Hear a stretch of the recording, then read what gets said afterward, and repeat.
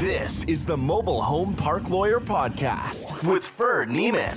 If you're looking to generate wealth and passive income in the lucrative world of mobile home parks, you're in the right place. You'll discover solutions to the common legal and operational pitfalls and how to optimize parks to maximize income. Your host is in the trenches. He's a real estate attorney, financial analyst, and mobile home park investor and operator. Now, let's turn it over to Ferd Neiman. Welcome back, Mobile Home Park Nation. Ferd Neiman here again today with another episode of the Mobile Home Park Lawyer Podcast. Another great guest today. This one's an interesting one. He's not one of my bread and butter mobile home park owner operators. He's even more. He's the founding president of ROC USA. ROC USA. That's RUC USA. Please help me welcome my guest, Paul Bradley. Paul, thanks for coming on, man. Thank you so much, Ferd. Appreciate it. Yeah, well, I'm excited to hear more of your story, and for our audience to hear your story, because you've got a unique one, and you've got a little niche here in the MHP world that not many other people are playing in that space in the same way you are. So tell us a little bit about more your background, and then we'll get into how you got into MHP and how you got involved with ROC and what you guys do. Well, I first stepped into a mobile home park as a young professional at the ripe age of 24, and it was 1988. Began working for an organization in New Hampshire called the New Hampshire Community Loan Fund, and was helping homeowners purchase their communities as co-ops. Really, since the age of 24, it's something I've been extremely passionate about. And as you can see from my image, I'm a lot older than that today. Well, great. Well, tell us more. So have you been doing that ever since? I know, because that sounds very similar to what you do now at ROC. Tell me how you went from that job and then into what you have built today. And I want to hear more about, the size and scale you guys have. I follow you guys on social media, so I know you're having a big impact all over the country, but maybe tell us how that leap from where you were to now where you are today. Yeah. So when I joined in 1988, we had just 9 co-op communities in New Hampshire. And over the course of whatever it was, 20 years or so, we grew that to 88 communities that were resident owned in New Hampshire. At the time, about 22% market share. And, I went from young staffer to vice president of the Community Loan Fund. I had expanded into new development. We developed a 44-site community, also developed a 9-site community during that time. Also added a housing finance program to finance homes in these resident-owned communities. And so really had a sort of a trifecta, all the key elements that one needs to be successful, or really to help co-ops be successful, right? Help them buy their communities and support them through their ownership phase, provide access to single family financing, or chattel financing as people in the industry would refer to it, and access to new homes for both infill and community expansion. And really operated that through 2008. And it was earlier in the year, 2004-05, I began looking at, well, how would we scale the resident ownership piece across the country? Did a little stint at Harvard and launched ROC USA in May of 2008, 4 months before, President Bush was on TV talking about world financial systems collapse. And we've been on the path ever since. Wow. Interesting. So how many communities, I want to talk about how many you have, but that you're involved with, but also maybe for our audience, maybe explain a little bit more about the difference between, regular mobile home parks. I think we all kind of get, if I own the park and you guys either own your house and then you pay me lot rent, or I own the house and you pay home rent, which has lot rent built in. That's kind of the normal space. And then like in my house, where I sit, there's an HOA.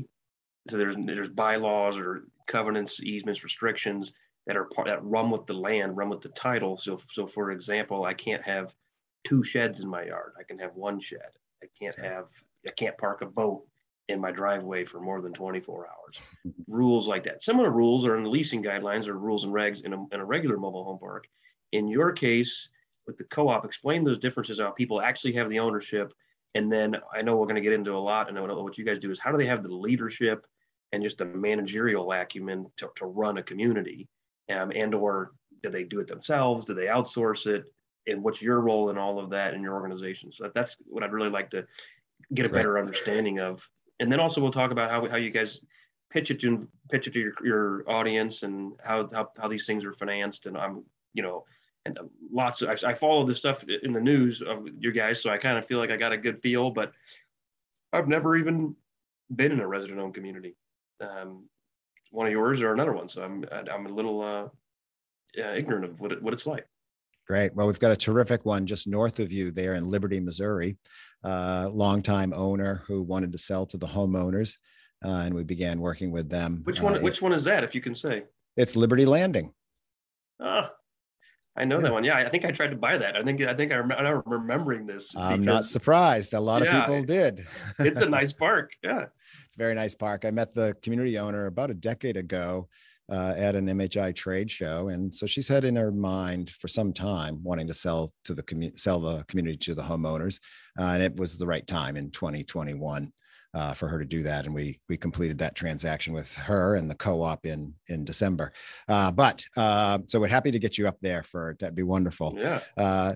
What boiled down, essentially what the homeowners are doing in these co-op cases is forming a corporation, a cooperative corporation, maybe a membership nonprofit in some states, but regardless, it's a corporation that's owned by the homeowners on a one member, one share basis. So every owner occupied home can buy a single share and have one vote in the co-op's activities. And essentially the residence corporation is buying the land from the commercial investor, the seller, and in a very, for the seller, a typical transaction. It's a sale from one community owner to another. All the same due diligence, all the same financing activities taking place in that process, and simply the co-op is taking ownership of the land. Our piece of that is twofold. One, helping the homeowners form that co-op. Obviously, they engage local counsel to represent their corporation, but we help them through the process of putting that together, putting the membership together, educating the membership, helping that organization prepare for taking ownership. And then we also facilitate and help them through the due diligence process, leveraging, engineering support, appraisals, and legal counsel. That's on the organizational development side. And then we provide financing to these co-op corporations. So we're able to provide the financing that gets the deal closed. And that, so the financing for the debt for the acquisition. Exactly. So I'm curious, how are you guys able to do that? Just from your own investor pool, or are you guys originating loans and introducing them to Fannie Mae or to Bank of America or someone else to make a loan? Happens both ways. Our objective is to bring the best possible financing for that resident-owned community to the table. So we have a national organization called ROC USA Capital, and that is a community development financial institution. It's actually certified by the U.S. Department of Treasury for the purpose of providing financing in low-income communities. And our mission is solely focused on financing resident-owned communities. So it's a CDFI. There are 1,400 CDFIs in the country. I'm familiar with them. Because it's through new markets tax credits related to those, and a lot of them in Kansas City. There's one that I know the guy that runs it. So yeah, I'm familiar. So okay, so you have a financial arm that is a government approved entity, and you have a certain requirement that obviously is in line with your mission, and it's financing for low income communities. Exactly. Yep. And so we're able to show up. And the value proposition to the community owner, the seller, the investor is, they can sell to the homeowners. There's expert assistance through the process, and there's readily available financing. And that was really the significant innovation that we began scaling in 2008. Resident ownership around the country did exist, in Florida, California, smattering of places, but no one had tried to scale it. And no one had previously organized the capital in advance of individual transactions. So Got it. we organize the financial institutions so that the capital is readily available. And that's why we're helping co-ops close on their communities in standard commercial timeframes, 90 to 120 days. Because we recognize most community owners aren't interested in what had been the history of this, in some states taking 6 months to a year or longer for the homeowners Right. to secure financing. Because when you're out chasing around for banks, et cetera, it takes a lot of time. So we organize that capital all up front and have it readily available. That's good. No, that's definitely helpful, because that was the knock I heard on selling to the residents was what if they don't get financed and it's slower and all that kind of stuff. So if it's not the case with you guys, that's awesome. What about the equity? If I'm thinking if a standard transaction is 25% equity, who's putting that up? Is you guys get 100% finance, or is there some sort of charitable grant? You have investors, or because presumably in a lot of communities, residents aren't ready to pony their money together and put up 25% down, or are they? They're not. And we specifically work in low income communities. The majority of mobile home parks in the country are occupied largely by low income families and households. So that's no surprise to any of your listeners. No, we're showing up with 110% LTV debt financing, Ferd. Wow.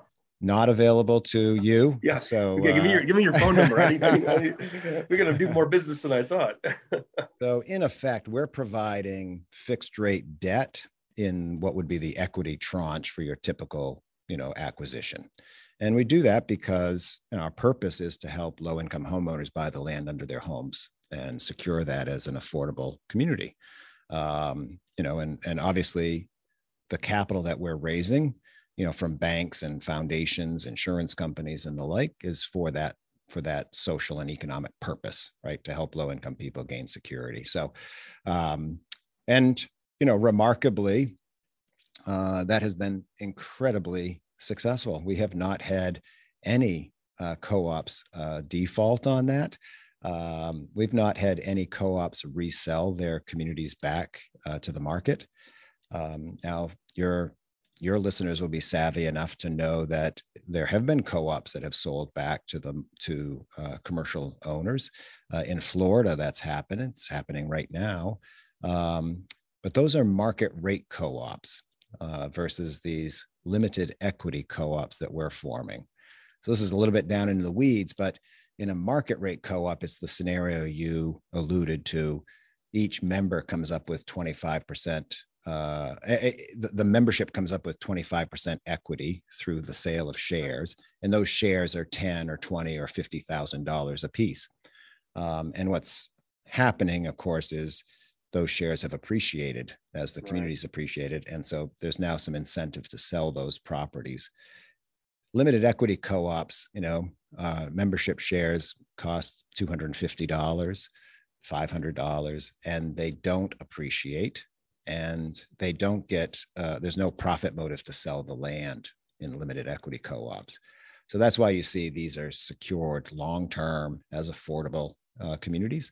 Homes still sell in the marketplace for what people would sell as fair market value, but the land is secure long-term. And that's really the purpose here. Let's have secure long-term communities, because we're going to need these on a go-forward basis, right? We need. Yeah, I mean, looking from the outside, tell me if this is accurate as to what part of your mission is, but I see it, and I think part of the mission of your organization is to make sure that the low-income people that live in the communities don't get priced out by new private equity guys buying the park and jacking the rent up. You got it. Number one fear of homeowners is escalating rents. So they're highly motivated to gain security to avoid that. The other risk that, of course, they walk around with a pit in their stomachs is community closure, redevelopment. At this stage of the game, homeowners know those risks. They've seen enough of it over the years. The group in Liberty, Missouri, talked about their motivation for purchasing their property was a result of seeing some aggressive buyers purchasing other communities in their area. And so when they had the opportunity, they jumped on it. Right. So I'm curious, how does lot rent work after the ROC, after ROC buys it or through the group buys it? And presumably they're still paying, quote, HOA dues in order to maintain the property and service the debt. Is there something like inflation adjusted rent increases, or is it fixed forever, or does the board determine that? Because if I can see this as a defensive move of the residents, like, look, we don't want the rents to double, so let's agree to buy it ourselves, and we'll just do 6% a year, and we control our own destiny. But it's not a free lunch where we just, cool, now we own it. We never have to write a check again. Yeah, no free lunches. You're absolutely right. But they increase their site fees based on increasing costs. So if property taxes rise or trash increases, and so those are set by the membership in their annual budgeting process, to be specific.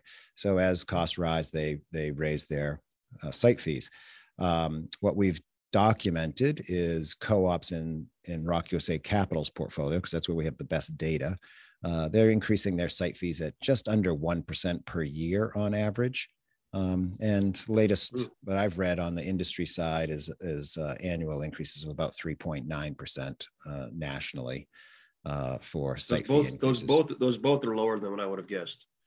Yeah, I know with great confidence that the co-op site fee increase is 0.9%. I read various things on the industry side, but that's the MHI stat on that and I think it's rooted in data comp data. So okay, no, it's probably, I don't know of a better source. I don't either. MHI/data comp for that. It just feels light, 3.9. Frankly, in places like Oregon where there's rent control, I think you're allowed 7% on top of inflation. So it's like even in rent control areas, rents are going up more than 3.9%. Right. Right. Interesting.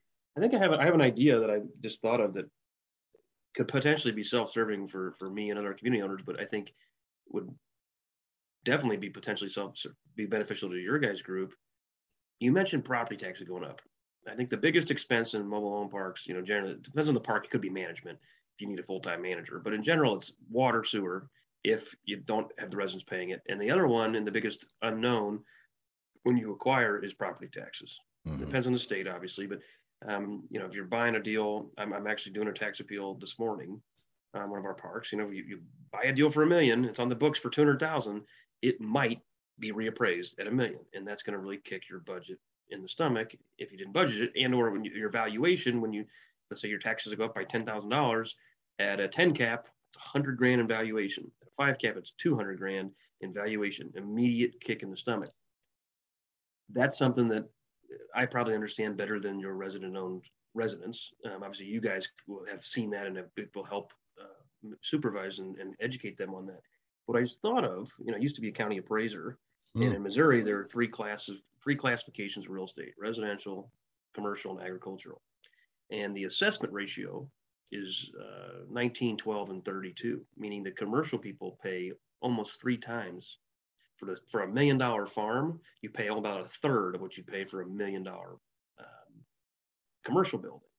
And that was the Missouri legislature way back when, and maybe in the Constitution of Missouri, way back when, determined that we like farmers. Farmers farm half the year. They were legislators the other half the year. They made laws that were farmer friendly. It's possible that there's a legislature out there, perhaps in Connecticut, that is low-income resident friendly, and you could lobby them to create a new classification for tax appraisal for manufactured housing communities. And if you were able to do that, that would be helpful for you and me. It's possible you could also do it for manufactured housing communities owned by the residents, which is probably an easier pitch to your legislature. But there's so many, I used to work in government for 5 years too. There are so many programs to help people. Some of them are like legitimate. Some of them are just somebody got to go to the ribbon cutting and get the credit for it. I don't know which one this would fall into in the local legislature, but I could see you pulling that off. Is getting a different, if not a different assessment ratio, some form of other, like with Fannie Mae. I did 3 Fannie Mae refis last year on my parks, and I agreed to the tenant site lease protections on all three because, among other things, I got a better interest rate, and they gave me, I think it was up to 15,000 of my third-party reports reimbursed. So I got an extra 15 grand 3 times. And the government gave me that as an inducement for me to be nicer to residents and give them these tenant site lease protections. That's right. Starting in 2022, I think they're required across the board. You don't have the discretion, but I chose to do them anyway. So with that type of thing in mind, it might behoove you to look for a government grant program. And maybe you've already thought of this, and because you're a CDFI, you automatically have credibility, as opposed to me going to some legislature. You're like, this is our mission, and presumably you're going to have a case study. You said thus far nobody's defaulted, but the first time you default is when Liberty Landing's property taxes are reappraised at 50,000 higher, and now your residents are choking on it. Well, that's right. The thing, and I can't say this hasn't happened because the co-ops themselves, think of a 300 home community here. That's a lot of voters in that town. And so we absolutely have had co-ops that have shown up at town meeting or select board meetings and argued their case. I can't cite a tax assessment, writ large change in policy, but there's a lot of sensitivity to 400 voters in a community. Right. We have co-ops. We have co-ops in Halifax, Massachusetts. The co-op represents about 50% of the town's voters, I think. Wow. So yeah, so they've got some political sway that you wouldn't as an individual owner investor, right? So that definitely has its various implications, I would say. All right, cool. Well, yeah. Sorry, I got us on a tangent, but something I thought of. So anyway, you're telling me, I think you've given me a good explanation of, I think, the cost structure for the residents, the process, the benefit to the residents. I think it's pretty clear. Tell me how you guys, in this case in Liberty, you spoke to the seller, this woman. How do you normally initiate these? If I have a community here in Kansas City, do you come to me? Do you go to my residents? What's the impetus for this? And then is the value proposition to me as the seller that I get to be nice and sell it to my residents, or are you guys paying market price or even perhaps over market price? And then I'm also curious, because depending on that answer, what's the minimums? Would you guys do a 20 pad park, or do you need to be at 100, or you need to be at 200? And then what is your guys' role after the grave, or if you will, after the closing, to know that my residents don't run the place into the ground? Great. All great questions, Ferd. So first off, we start with the community owner. No property is acquired if there's not a willing seller who's interested in selling at this point in time to this particular buyer. So we're not organizing homeowners. We're not stepping into communities without the community owner's permission and without agreement about what the price, terms, and conditions of a possible sale to the residents is. So that's why you see us at trade shows. That's why we know people like you in the business. And it really is a upfront assessment. Is this a good candidate for resident ownership? To your question about size, it really varies by market. We have a couple of different ways we do this. We have a network of nonprofit affiliates in some states. Some of them would undertake a 20-site community if it was close to their office, just outside of Olympia, Washington, or outside of Portland, Oregon, or outside of Missoula, Montana. And so there are places where that would be right. We also have a national team that goes in called our ROC USA Direct team. That's who supported the group up in Liberty. Liberty's a 185-site community. But when we're bringing the national team in from a distance, and we've got people all over the country, we're looking for larger properties in that case. And that is a pretty good indication of some of the motivations. This is done at fair market value. I will never promote purchasing properties at a premium. But we're attuned to the market and very good at valuation. And so our purpose is to help co-ops acquire at market value on commercial timeframes. That's our commitment to the industry and to the homeowners. And it's how we will be successful over time, is really meeting seller expectations for sale. And yeah, for a lot of sellers, there's the added doing well by and doing good. The legacy, in case of the seller up in Liberty, that was a 40-year development by that family. Right. And they wanted to sell to the homeowners. She had it. I remember this story now. I remember you do. Broker Bob was working on it. Right? Bob's like, she wants to sell to her residents, and at one point I think I was going to buy half, and because I was going to let me buy half, you'll still own the park with me, but I'll do the work, and it never didn't get very far. So yeah. You guys like you ruined it for me, but good for you and good for the residents. not that I would have been bad to the residents by any means. No, and hey, look, man, there are a lot of good operators in the business. Absolutely. I've come to have a lot of friends in the business and come to respect a lot of business people in the business that really are providing affordable housing and secure, affordable home ownership around the country. But what everybody recognizes, there's a risk at the point of the transfer. And I had an operator about 6 months ago telling me he had sold to a colleague of his, somebody who had a lot of respect for, and the guy promised him that he would not raise the site fees beyond $100 over the first 2 years. And guy went right back on his word as soon as the deal closed. And he felt like he sold the homeowners down the path. That was a deal we were negotiating on. And actually he told me later, we were slightly north price-wise than his buddy. But because he had a relationship with the guy, he said, he took him at word and sold him the deal, and won't do that again. Wow. Yeah. So, it's at that point of transfer where the risks. I used to say back in the days when I was doing a lot of work in communities, homeowners, back in the day, it was black Cadillacs for whatever reason in this neck of the woods. When they started driving through the community, homeowners knew something was up. Yeah. I think the type of car changes over time, but probably. I actually have a black Cadillac. A black Cadillac.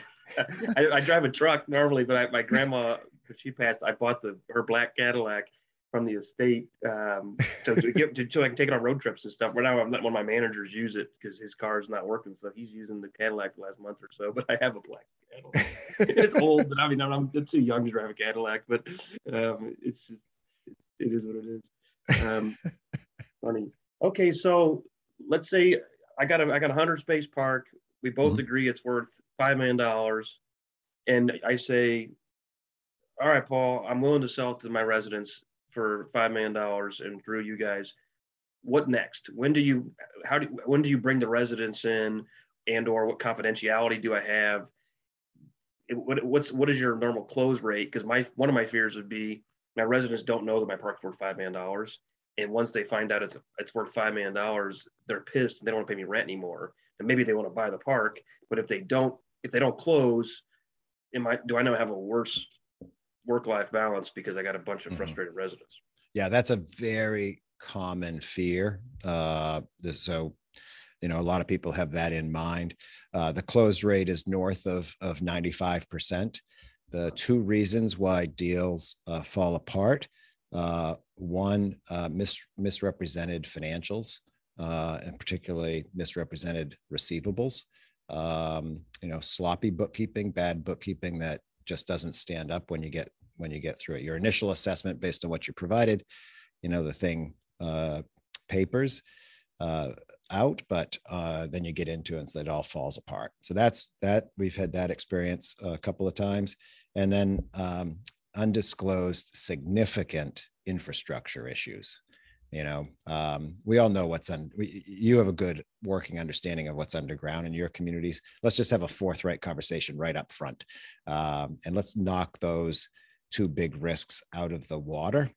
So good financial assessment and good understanding of what's underground. We're still going to have the engineers come in and do a property conditions report. That's standard, but we can get out in front of big issues if we know them. Because otherwise, then it is a matter of putting a viable opportunity in front of the homeowners. And the other thing we're doing in that upfront confidential assessment with you is assessing the viability of this as a resident-owned community. And we're very good at this. We've been doing this for over 38 years. I have been at this for a long, long time personally. And so we're very good at understanding if what's a viable opportunity. So and I'm curious on that one, what that looks like, that analysis. I mean, is it something as simple as a ratio of park-owned homes versus tenant-owned homes, or do you actually meet the people to assess, these people have the incomes, or is there any leaders? Is it crime statistics? Is it demographics of any sort?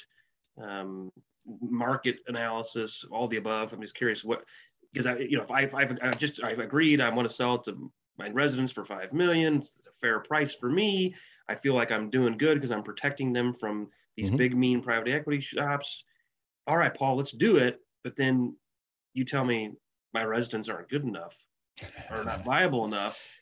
How do you it's a letdown for me. So yeah. What is your analysis based on? Yeah, it's a variety. Would you tell me that? Would you tell me that? Or would you just be like, sorry, we're not interested? Or would you tell me like, look, you got X problem and we're not going to do it? Right. It's in terms of individual resident underwriting, we are not underwriting individual residents on a credit basis. So right. we're using rent collection data as the sort of underwriting criteria, if you will, for individual members.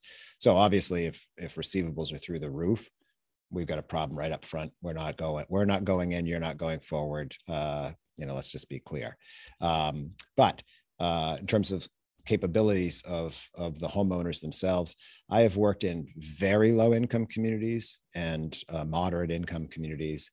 The capacity within communities is there. And we're very good at helping groups get formed and supporting them through the process if it's a viable opportunity.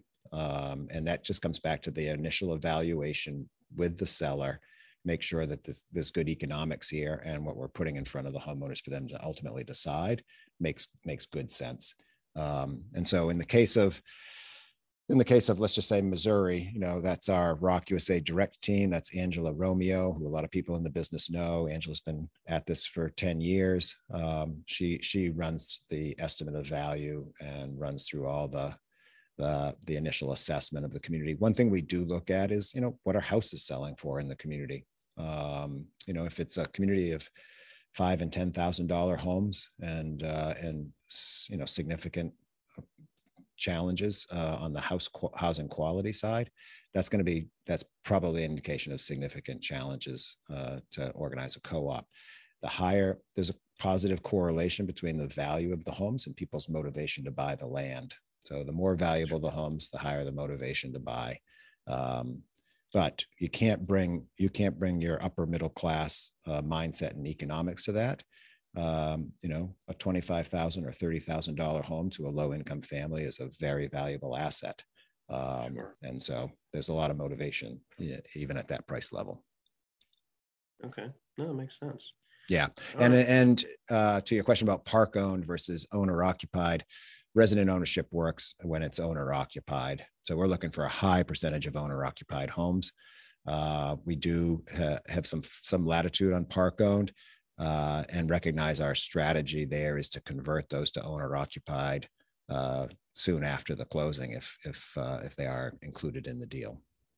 What's a high percentage in your mind then? Is it like north 80%? North of 75% owner occupied. Okay. We draw a hard line at 75%. Got it. Yeah. What about vacant lots? Do you buy parks that are 60% occupied from a lot standpoint? Yeah, 60's tough, for a whole host of reasons. And in the business today, not that many years ago, you've been at this long enough. Not that many years ago, you weren't paying for vacant sites. Nobody Right. was. Right. You're now paying for vacant sites. No, co-ops are much better off with more highly occupied communities. 10%. 15% maybe, but for some infill, but not significant lifts like a 40% lift. That's beyond the business model. Got it. No, that's great stuff.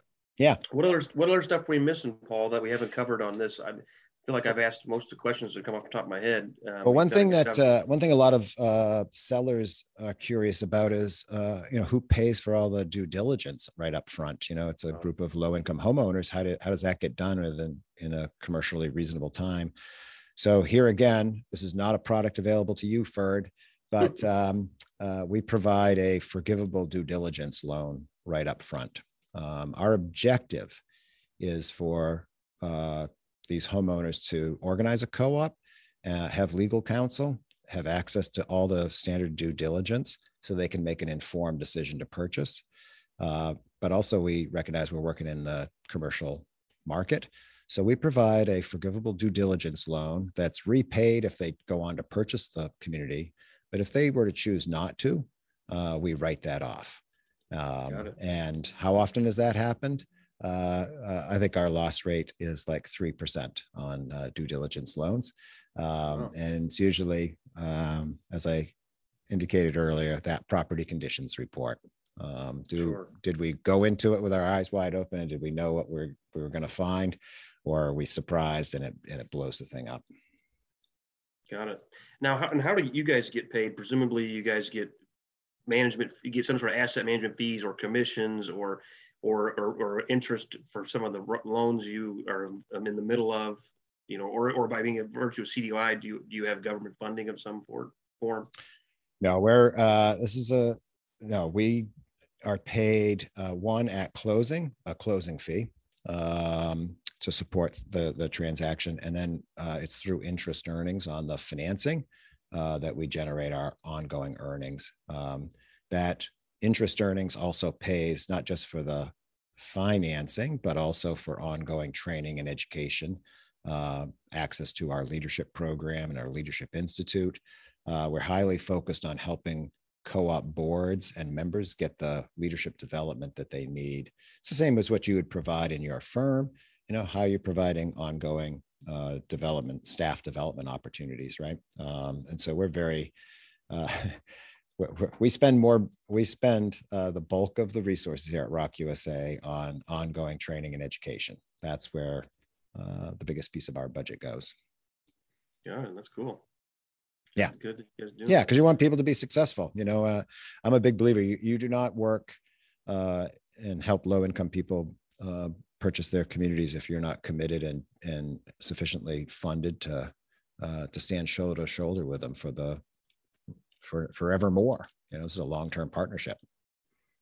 Yeah. So then the last kind of step in the process is after you talk to me, you do the due diligence with the community residents.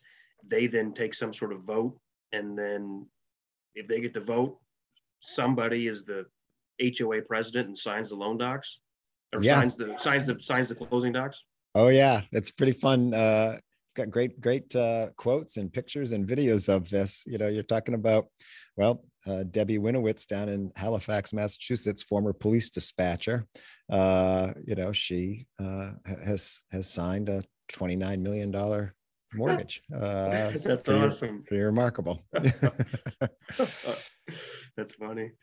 All right, man. Cool. What else? Anything else you wanted to share before we jump, Paul? Any other last comments? And if not, or let us know where we can find you as well, so people can reach out to you. Yeah, people can reach us on rocusa.org. It's rocusa.org, no hyphen, and it is a .org, not a .com. Feel free to reach out. Angela Romeo is a national contact a lot of people know. And of course, people can always reach me. Everybody at ROC USA is first initial, last name, no period or anything, and at rocusa.org. But feel free to reach out. We can put that out in any manner. And we have a lot of conversations with community owners, and it's all done on a confidential basis. Even if it's something you're thinking about or curious about for years down the road, we've got long memories, and we're patient. We're patient people. So if anyone's interested or curious, happy to talk to anybody. All right. Sounds good, Paul. Appreciate it. Thank you, Ferd. Appreciate the time. You've been listening to the Mobile Home Park Lawyer Podcast with Ferd Neiman. Ready to learn more? Go to www.themobilehomelawyer.com for free resources and materials to help you succeed. If you love the podcast, go to Apple Podcasts, give us your review, and subscribe today. Thank you for listening. Neither the Supreme Court of Missouri nor the Missouri Bar reviews nor approves certifying organizations or specialist designations. The choice of a lawyer is an important decision and should not be based solely upon advertisements.